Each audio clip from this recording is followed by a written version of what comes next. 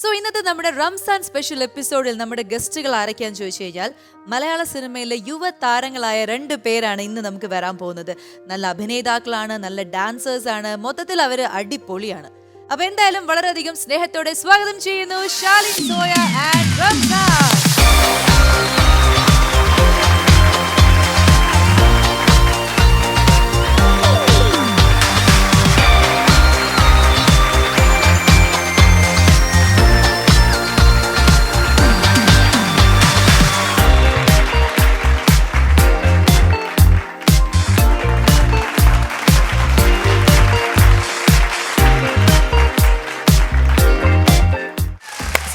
Ramzan red കാർപ്പറ്റിലേക്ക് സ്വാഗതം.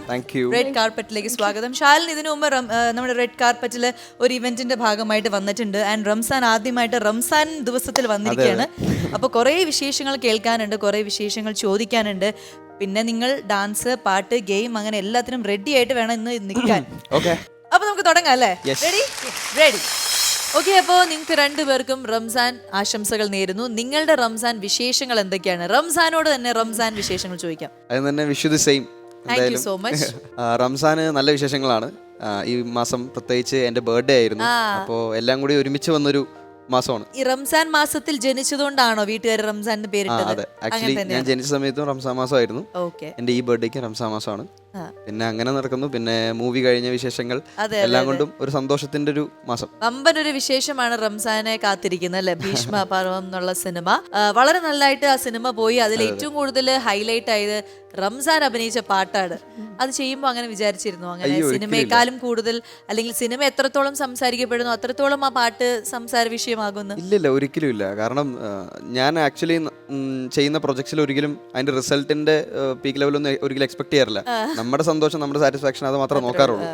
Actually എനിക്ക് മൂവീസിൽ അഭിനയിക്കുമ്പോൾ ഓക്കെ നമ്മൾ ഡാൻസ് അല്ല ക്യാരക്ടർ റോൾ ചെയ്ത് പ്രൂവ് ചെയ്യണം എന്നുള്ള രീതിയിലുള്ള കുറച്ച് ആഗ്രഹങ്ങളൊക്കെ ഉണ്ടായി. പക്ഷെ ഇത് വിളിച്ചത് എന്നെ അമലേട്ടനാണ്. എനിക്കൊരിക്കലും നോ പറയാൻ പറ്റില്ല. ആ ഒരു സത്യം. അപ്പോൾ നോ പറയാറെങ്കിൽ ഒരു നഷ്ടമായേനെ. അപ്പോൾ അങ്ങനെ ചെയ്തൊരു പടമാണ്. എക്സ്പെക്ടേഷൻ ഒന്നും ഉണ്ടായിരുന്നില്ല. പക്ഷെ ഇത്രയും വലിയ ക്രൂവിൽ ഒരു ചെറിയ ഭാഗം ആവുന്നതിന്റെ സന്തോഷം ഉണ്ടായിരുന്നു. അങ്ങനെ ചെയ്തു. അത് കഴിഞ്ഞപ്പോൾ ഫസ്റ്റ് ടൈം പാട്ട് കേട്ടപ്പോ റംസാൻ ഇഷ്ടപ്പെട്ടോ? അതെയോ അതായത് ഇത് എന്റെ ടൈപ്പ് ഓഫ് ഒരു പാട്ടല്ലല്ലോ അങ്ങനെയൊക്കെ? ഇല്ല, എനിക്ക് ഭയങ്കര ഇഷ്ടപ്പെട്ടു പാട്ട്. ആക്ച്വലി നമ്മള് എപ്പോഴും സ്റ്റീരിയോ ബ്രേക്ക് ചെയ്യുക അല്ലെങ്കിൽ ഔട്ട് ഓഫ് ദി ബോക്സ് എന്നൊക്കെ തിങ്ക് ചെയ്യുമ്പോൾ എപ്പോഴും എനിക്ക് ഭയങ്കര ആഗ്രഹമാണ് അങ്ങനെ ചെയ്യാനായിട്ട്. പെട്ടെന്ന് അമലേട്ടന്റെ പടത്തിലും കൂടി ഇങ്ങനെ ഒരു സംഭവം, അതും കുറച്ച് എന്താ പറയാ സെക്സി ആയിട്ടുള്ള ഒരു സോങ്ങും, അതില് ഒരു മെയിൽ ഐറ്റം ഡാൻസ് എന്ന് പറയുമ്പോൾ ഒരിക്കലും മലയാളത്തിൽ അധികം എക്സ്പെക്ട് ചെയ്തിട്ടില്ല. മെയിൽ ഐറ്റം ഡാൻസർ മലയാളത്തിൽ ഇതുവരെ വന്നിട്ടില്ലെന്ന് തോന്നുന്നു. പഴയ സിനിമകളിൽ ഡിസ്കോ ബേസ്ഡ് ആയിട്ടുള്ള ഐറ്റം ഡാൻസസ് ഒക്കെ ഉണ്ടായിട്ടുണ്ട്. പക്ഷെ ഇതൊരു പ്യുവർ ശരി എന്നാ. അപ്പോ അങ്ങനെയായിരുന്നു എനിക്കൊരു ലൈക് പാട്ട് കേട്ടപ്പോൾ തന്നെ എനിക്ക് തോന്നിയത് ഓക്കെ ഇതൊരു സ്റ്റീരിയോ ബ്രേക്ക് ചെയ്യുന്ന സംഭവമാണ്, പരിപാടിയാണ്, നമുക്കിത് എന്തായാലും അടിപൊളിയായിട്ട് ചെയ്യണമെന്നൊക്കെ. അത് തൃശ്ശൂര് മൈസെൽഫ് ആൻഡ് മൈമൂസ് എന്ന് പറയുന്ന ഡാൻസ് ക്ലാസ്സിലെ സുമേഷ് ആൻഡ് ജിഷ്ണു 2 പേരാണ് ചെയ്യുന്നത്. അപ്പോൾ അവരും ആ പാട്ടിന്റെ വേറെ പരദീസ അതും അവർ തന്നെയാണ് ചെയ്തത്.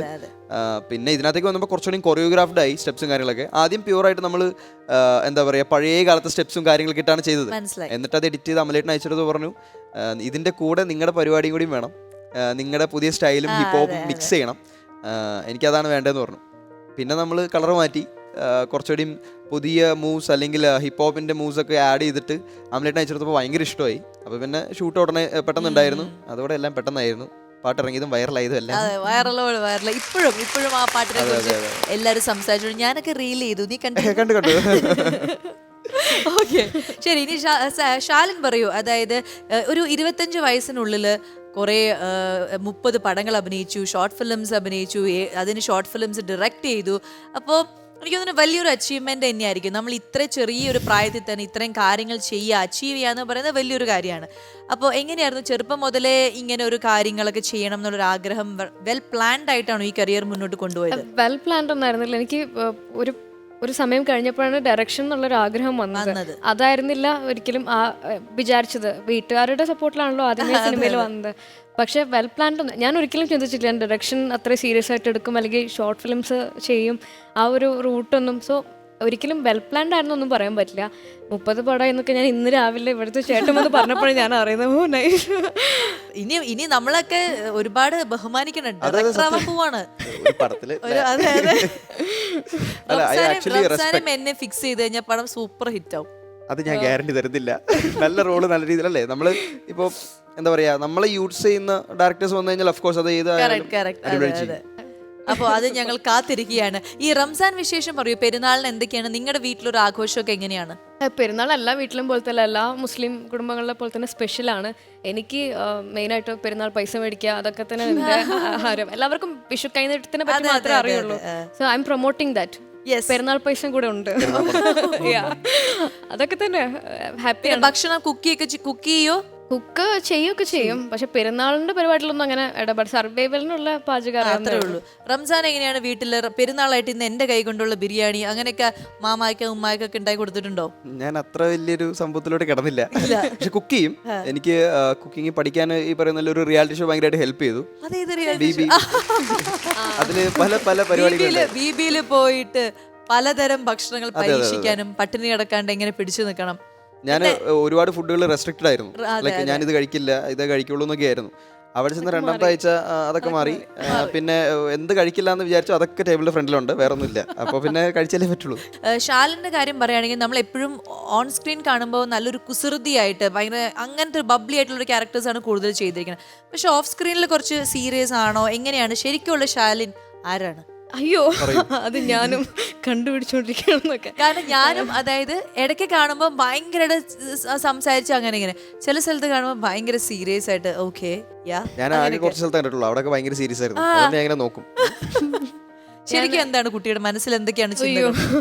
ഇല്ല ഞാൻ ഈ സിനിമയിലൊക്കെ ഈ എനിക്ക് തോന്നുന്നു ഈ മല്ലു സിംഗും അങ്ങനത്തെ ഈ അനിയത്തി അങ്ങനത്തെ കണ്ടിട്ട് ആളുകൾ ഓൾറെഡി ഞാൻ അങ്ങനെയാണെന്ന് വിചാരിച്ചിട്ടില്ലേ. അപ്പം ഞാനിപ്പോൾ ഇങ്ങനത്തെ ഒരു പബ്ലിക് അപ്പിയറൻസിന് പോകുമ്പോൾ വളരെ എക്സ്പ്രസീവ് ആക്റ്റീവ് ആവും. അപ്പോൾ ഞാൻ എങ്ങനെ ആക്റ്റീവ് ആവേണ്ടതെന്ന് എനിക്ക് അറിയില്ല. ഞാൻ ഇൻട്രോവേർട്ട് ആണോ എന്ന് വെച്ചാൽ ആണ്, പക്ഷെ സെലക്റ്റീവ്ലി ഭയങ്കര എക്സ്ട്രോവേർട്ടാണ്. എനിക്ക് പറ്റിയ ആൾക്കാരും ഒരു നല്ലൊരു സർക്കിളൊക്കെ ആണെങ്കിൽ ഞാൻ ഭയങ്കര ഓണായിരിക്കും, ഭയങ്കര ഹാപ്പി ആയിരിക്കും. പക്ഷെ എല്ലായിടത്തും അങ്ങനെയല്ല. ഞാൻ അത്രയും ഇടിച്ചു കയറി അതൊന്നും ഈ ഫീൽഡിന് അത് പറഞ്ഞിട്ടുള്ളതല്ല. അങ്ങനെയല്ല വേണ്ടത്. നമ്മൾ you know you should be very smart. But I don't think I am. ഈ റംസാനും ചെറിയ കുട്ടിയായിട്ട് വന്നതാണ്. ഈ പട്ടണത്തിൽ ഭൂതം ചെയ്യുമ്പോഴും മമ്മൂക്കയായിട്ടുള്ള കോമ്പിനേഷൻ സംഭവങ്ങളൊക്കെ ഉണ്ടായിരുന്നു. ഇപ്പോൾ കുറേ നാളിന് ശേഷം വീണ്ടും മമ്മൂക്കയുടെ ഒരു സിനിമയിൽ അദ്ദേഹമായിട്ടുള്ള ഒരു ഫ്രണ്ട്ഷിപ്പ് അല്ലെങ്കിൽ ഒരു എങ്ങനെയാണ്? ആക്ച്വലി ഒരു വലിയ ഫാൻ ബോയ് ആണ് ഞാൻ.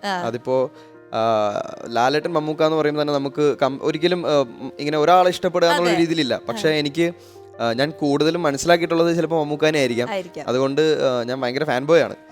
പട്ടണത്തിൽ പോലും ചെയ്യുമ്പോൾ ഞാൻ 3ാം ക്ലാസ്സിലായിരുന്നു. അപ്പോൾ അത് ഈ പറയുന്ന പോലെ ഓക്കെ സൂപ്പർ സ്റ്റാർ അല്ലാതെ നമുക്ക് നമ്മുടെ ഒരു ഫേവറേറ്റോ അങ്ങനെയുള്ളൊരു ഇതിനകത്തൊന്നും ഞാൻ എത്തിയിട്ടുണ്ടായിരുന്നില്ല. അപ്പോൾ അത് അങ്ങനെ ഒരു പടം ചെയ്തു എന്നുള്ളൊരു ഇത് മാത്രമേ ഉണ്ടായിരുന്നുള്ളൂ. പിന്നെ അന്ന് ഒരുപാട് എക്സ്പീരിയൻസ് ഉണ്ടായി. മമ്മൂക്കാൻ്റെ കൂടെ ഇരിക്കാൻ പറ്റി, സംസാരിക്കാൻ പറ്റി, ഒരുമിച്ച് അഭിനയിക്കാൻ പറ്റി, അങ്ങനെയൊക്കെ. പക്ഷേ അതിൽ അഭിനയിച്ചെങ്കിലും ഞാൻ ഭീഷ്മയിൽ മമ്മൂക്കായിട്ട് സീനൊന്നുമില്ല. പക്ഷെ അത് കഴിഞ്ഞുള്ള പ്രൊമോഷന് മമ്മൂക്കയും എല്ലാവരും ഉണ്ടായിരുന്നു. സോ അതായിരുന്നു എൻ്റെ ജീവിതത്തിൽ ഇപ്പോൾ ആക്ച്വലി മറക്കാൻ പറ്റാത്തൊരു ദിവസം എന്ന് വേണമെങ്കിൽ പറയാം. ഞാൻ മമ്മൂക്കായിട്ട് കുറച്ച് നേരം സംസാരിച്ചു, ഫോട്ടോ എടുത്തു. മമ്മൂക്കാൻ്റെ അടുത്ത് ചോദിച്ചു നീ ഇന്ന് ലേറ്റ് ആയിട്ടാണോ വന്നതെന്ന്. ഞാൻ പറഞ്ഞു അല്ല ഞാൻ ആദ്യം വന്നേ, നിന്നെ കണ്ടില്ലോ സ്റ്റേജിലെന്ന് ചോദിച്ചു. ഞാൻ പറഞ്ഞു ഞാൻ ഏറ്റവും ബാക്കിൽ നിൽക്കുമായിരുന്നു, എനിക്ക് ഫ്രണ്ടിൽ വന്നിട്ടുണ്ടായില്ല. ഓക്കെ എന്ന് പറഞ്ഞു. പിന്നെ ഫോട്ടോ എടുത്ത് സംസാരിച്ചു. അന്ന് വെൽ സ്പെൻഡ് ആയിരുന്നു അന്നത്തെ ദിവസം എല്ലാവരുമായിട്ട്. ഇപ്പോൾ സൗബിൻകെ ആയാലും അമലേട്ടൻ അന്നുണ്ടായില്ല, പ്രൊമോഷൻ ഒന്നും അമലേട്ടൻ വരില്ല. പക്ഷെ എല്ലാവരുമായിട്ട് ഭയങ്കര ഹാപ്പി ആയിരുന്നു, മെമ്മറബിൾ ഡേ ആയിരുന്നു. പക്ഷെ എന്നിട്ട് ഞാൻ പടത്തിന്റെ കാര്യം പറയാം, എനിക്ക് അത്ര ഒരു ഫ്രീഡം എനിക്ക് പെട്ടെന്ന് തോന്നിയില്ല. കാരണം മമ്മൂക്കയുടെ കൂടെ ആ 3ാം ക്ലാസ് പയ്യനാണ് ഇന്ന് രതിപുഷ്പത്തിൽ വന്ന് നിൽക്കുന്നത്. എനിക്ക് സൗബിൻക്ക് അത് കഴിഞ്ഞപ്പോൾ മെസ്സേജ് അയച്ചായിരുന്നു. പണ്ടത്തെ മമ്മൂക്കായിട്ടുള്ള ഫോട്ടോയും ഇപ്പോഴത്തെ ഫോട്ടോയും ഒരുമിച്ച് ആരും എഡിറ്റ് ചെയ്തിട്ടുണ്ടായി. അത് അയച്ചിട്ട് ഒരാടെ നീ ആയിരുന്നല്ലേ. ഞാൻ പറഞ്ഞു എന്നിട്ട് എന്താ പറയാണ്ടിരുന്നേ എന്നൊക്കെ ചോദിച്ചു. ഞാൻ പറഞ്ഞു അയ്യോ മമ്മൂക്കാരുടെ അടുത്ത് എങ്ങനെയാ നീ അത് പറയാ. പിന്നെ വേറെ ലാംഗ്വേജിലൊക്കെ നിങ്ങൾ പടങ്ങൾ അഭിനയിച്ചു? ഷാലിന് അഭിനയിച്ചിട്ടുണ്ടെന്ന് തോന്നുന്നു അല്ലേ തമിഴിലൊക്കെ? ഞാനിപ്പം എന്റെ തമിഴ് പടം ഇപ്പൊ ജസ്റ്റ് ചെയ്ത് കഴിഞ്ഞു. അതിന്റെ വിശേഷങ്ങൾ എന്തൊക്കെയാണ്? റിവീൽ ചെയ്യാൻ പാകത്തിനുള്ള വിശേഷങ്ങളായോ? സിനിമയിൽ എനിക്ക് കിട്ടിയിട്ടുള്ള ഏറ്റവും കൂടുതൽ ആക്ടിങ് പരിപാടിയുള്ള ഒരു സിനിമയാണ്. ജസ്റ്റ് ഷൂട്ട് കഴിഞ്ഞതേ ഉള്ളൂ. ഇപ്പം അതിൻ്റെ പോസ്റ്റ് പ്രൊഡക്ഷൻ നടന്നുകൊണ്ടിരിക്കുന്നു. നല്ല ടീമും കാര്യങ്ങളൊക്കെയാണ്. പക്ഷേ അത് പറഞ്ഞ പോലെ സിങ് സൗണ്ട് ആയിരുന്നു. അപ്പം എൻ്റെ ക്യാരക്ടറിന് ഇത്തിരി തമിഴ് ഡയലോഗ് ഉണ്ടായിരുന്നു. അതും ഒരു സ്ലാങ്, ഒരു സ്റ്റൈലിഷ് തമിഴ്. അപ്പം അതിൻ്റെ കുറച്ച് പ്രശ്നങ്ങളും കാര്യങ്ങളൊക്കെ ആയിരുന്നു. ഇപ്പം അതാണ് ഇപ്പം waiting, looking forward to that. അപ്പോൾ എന്തായാലും ഉടനെ തന്നെ റിലീസ് ആവും ഇൻഷാല്ലാ. ഗെയിം അങ്ങ് കളിച്ചേക്കാം. എന്ത് പറയുന്നു? ഓക്കെ റെഡി റെഡി റെഡി കുറച്ച് പ്രോപ്പർട്ടീസ് വരാനുണ്ട്, വരട്ടെ. Okay, so Ramzan special game, അതായത് പണി പാളി എന്നുള്ള സെഗ്മെന്റിലാണ് ഞാൻ നിങ്ങളെ കൊണ്ട് നിർത്തിയിരിക്കുന്നത്. ആൻഡ് എന്റെ കയ്യിൽ ഈ ഒരു വിളക്ക് ഉണ്ടല്ലോ, അലാവുദ്ദീന്റെ അത്ഭുത വിളക്ക് പോലത്തെ ഒരു വിളക്കാണിത്. ഇതിൽ ഒരുപാട് വിലപിടിപ്പുള്ള സമ്മാനങ്ങൾ ഇങ്ങനെ നിറച്ചു വെച്ചിട്ടുണ്ട് ഇതിന്റെ ഉള്ളിലോ? ആ എടാ, ഒരു ഡയമണ്ട് ഇതിലിട്ട് വെച്ചൂടെ, ഒരു മരതകം ഇതിലോട്ട് വെച്ചൂടെ? മരതകോ? ആ, മരതകം. വേണമെങ്കിൽ സ്വർണം, അങ്ങനെ വൈഡൂര്യം, ഒരുപാട് സാധനങ്ങൾ ഇതിനകത്ത് ഉണ്ട്. അതെല്ലാം ഉണ്ട്. നിങ്ങൾക്ക് ഈ ഗെയിമിൽ ജയിച്ചു കഴിഞ്ഞാൽ ഇതോടുകൂടി ഞാൻ അങ്ങ് തരും. ഇതാണ് നിങ്ങളുടെ സമ്മാനം. ഇതുവരെ റെഡ് കാർപ്പറ്റിൽ ഞങ്ങൾ ഇത്ര വിലപിടിപ്പുള്ള സമ്മാനം ആർക്കും കൊടുത്തിട്ടില്ല. ഇന്ന് റംസാൻ ആയതുകൊണ്ടാണ് നമ്മളിങ്ങനെ ചെയ്യുന്നത്. പക്ഷെ അതങ്ങനെ വെറുതെ ഒന്നും കിട്ടില്ല. കുറച്ചധികം മെനക്കെടണം, കുറച്ച് കഷ്ടപ്പെടണം. അതാണ് ഈ മുന്നിലിരിക്കുന്നത്. അലാവുദ്ദീൻ ഒരുപാട് കഷ്ടപ്പെട്ടെടുത്ത വിളക്കാണ്, ഞാൻ അതിലും കഷ്ടപ്പെട്ടെടുത്ത വിളക്കാണ്. ഇനി നിങ്ങൾക്ക് ഞാൻ തരാൻ പോവാണ്. ഫസ്റ്റ് നിങ്ങൾ കണ്ടോ, ഇത് ഈ ഗ്രീൻ പീസ് ആണ്. ഈ ഗ്രീൻ പീസ് ഈ സ്ട്രോ വെച്ചിട്ട് ഇങ്ങനെ ബ്ലോ ചെയ്തെടുക്കണം. എന്നിട്ട് അത് അപ്പുറത്തെ പ്ലേറ്റ് കൊണ്ടിടണം. ഓക്കെ. പിന്നെ ഇത് കണ്ടോ, വള. ഈ വള നിങ്ങൾ ഇങ്ങനെ എടുത്തിട്ട് സ്റ്റിക്കിൽ ടച്ച് ചെയ്യാതെ തിരിച്ചു. ശരിയടാ, വേണ്ട കാണിക്കാനില്ല. ടച്ച് ചെയ്യാതെ ഇപ്പുറത്ത് കൊണ്ട് എത്തിക്കണം. ഇനി വിളക്ക് തൽക്കാലം ഒന്ന് പിടിക്കും. അങ്ങനെ കൊടുക്കല്ലേ. ഇത് കണ്ടോ, ഇത് എന്തിനുള്ള കയറാണ്? യെസ്, അങ്ങനെ നേരെ ആക്കണ്ട. തൽക്കാലം ഈ കെട്ടുകൾ, ഈ ഓരോ കെട്ടുകൾ നിങ്ങൾ കെട്ടഴിക്കണം. 5 കെട്ടുകൾ വളരെ വൃത്തിയായിട്ട് അഴിച്ച് നല്ലൊരു കയറാക്കി ഇതിനെ തരണം. ഇതെല്ലാം കഴിഞ്ഞിട്ട് വേണം അവിടെ പോയിട്ട് ബലൂൺ പൊട്ടിക്കണം. ബലൂൺ ചവിട്ടി പൊട്ടിക്കാം, ഇരുന്ന് പൊട്ടിക്കാം, കൈ കൊണ്ട് പൊട്ടിക്കാം, നെറ്റി കൊണ്ട് പൊട്ടിക്കാം, കടിച്ചു പൊട്ടിക്കാം, എന്ത് വേണമെങ്കിലും ചെയ്യാം. ഓക്കെ, പക്ഷെ ബലൂൺ പൊട്ടിക്കണം, എല്ലാ ബലൂൺസും പൊട്ടിക്കണം. അപ്പൊ ഇത്രയും കടമ്പകൾ കടന്ന് വിജയശ്രീ ലാളിതയായി അല്ലെങ്കിൽ ലാളിതനായി ആര് വരുന്നോ അവർക്ക് ഞാനിത് തരും. തോക്കുന്നവർക്ക് പണിഷ്മെന്റ് ഉണ്ട്. കാരണം വൈഡൂര്യം രത്നങ്ങളൊക്കെ ഉള്ളത് കൊണ്ട് തന്നെ പണിഷ്മെന്റ് അതികഠിനമായിരിക്കും കേട്ടോ. അപ്പൊ വളരെ വീറും വാശിയോട് കൂടി കളിക്കും. ആരാദ്യം കളിക്കും? കളിക്കട്ടെ. നിങ്ങൾ തന്നെ ഈ ഷോയിൽ പറയുന്നു ഇത് ഒരു ഫീമെയിൽ ഓറിയന്റഡ് ഷോ ആണ്. ഇക്വാലിറ്റി ആണ്, അങ്ങനെയൊന്നുമില്ല. ശരി, ഇതിനകത്ത് എന്തെങ്കിലും സ്കിപ്പ് ചെയ്യാൻ പറ്റുമോ? സ്കിപ്പ് ചെയ്യാൻ പറ്റുമോ? കുറച്ച് ട്രൈ ചെയ്തിട്ട് പറ്റില്ല, അത്രയ്ക്ക് പറ്റില്ല എന്നുണ്ടെങ്കിൽ സ്കിപ്പ് ചെയ്തിട്ട് അടുത്തേക്ക് പോകാം. പക്ഷെ അതനുസരിച്ചിട്ട് നമ്മുടെ ഇതിനൊക്കെ വേരിയേഷൻസ് വരും പോയിന്റ്. ചിലപ്പോൾ ഇവൻ സ്കിപ്പ് ചെയ്യാണ്ട് എല്ലാം കളിച്ചു എന്ന് വരാം. അത് കുഴപ്പമില്ല. Okay, ready ready. അപ്പൊ ആദ്യം ഇതാണ്. Ready, 1 2 3 music. ബുദ്ധി കൊണ്ടാണ് നേരിടാൻ പോകുന്നത്. ഞാൻ ഇത് സ്കിപ്പ് ചെയ്തേ. ടച്ച് ചെയ്യണ്ടോ നോക്കണ്ട റംസാൻ. ടച്ച് ചെയ്തോ? ഇല്ല.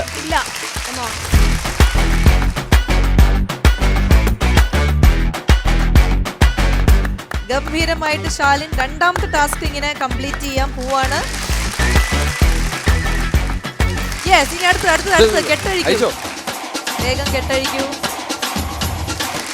മുടി തിന്നിട്ട് നല്ല ശീലമുണ്ട്. നീ ഓടിപ്പോയി ബലൂൺ പൊട്ടിച്ചോ. സ്പീഡില്.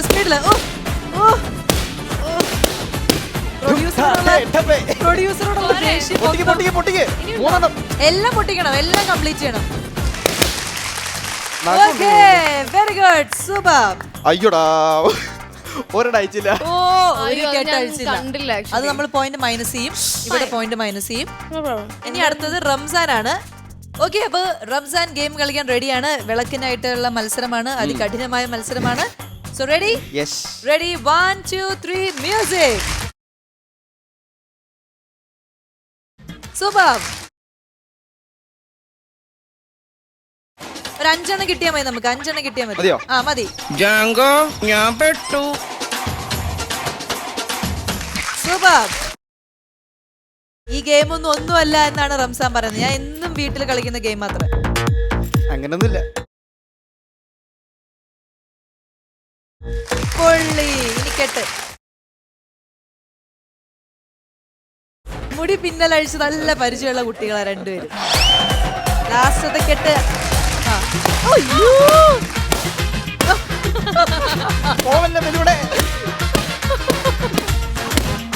ഒരെണ്ണോട് ദൂരെ മാറി കിടക്കണം.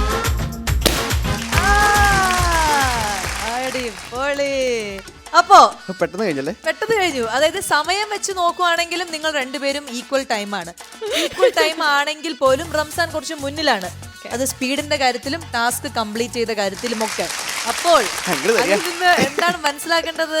എന്താണ് ഈ വിളക്ക് ഇന്ന് മുതൽ റംസാന്റെ അല്ല വിളക്കല്ല, നേരത്തെ പറഞ്ഞ ഡയമണ്ട് ഇതിന്റെ സ്വർണ്ണല്ലേ? ഉള്ളിലല്ലേ? അത് ഇതിന്റെ ഉള്ളിലാണ്. ഞാൻ വിളക്ക് തരും, വിളക്കിന്റെ അകത്തുനിന്ന് ആ സാധനം വൈഡൂര്യം എടുത്തിട്ട് എന്തോ ഇന്ന് പണിയാണ്. റംസാന്റെ വീട്ടിൽ കൊണ്ടുവന്ന് വെക്കാം. ഓക്കെ, അപ്പോ ഈ ഗെയിമിൽ ജയിച്ചിരിക്കുന്നത് റംസാൻ.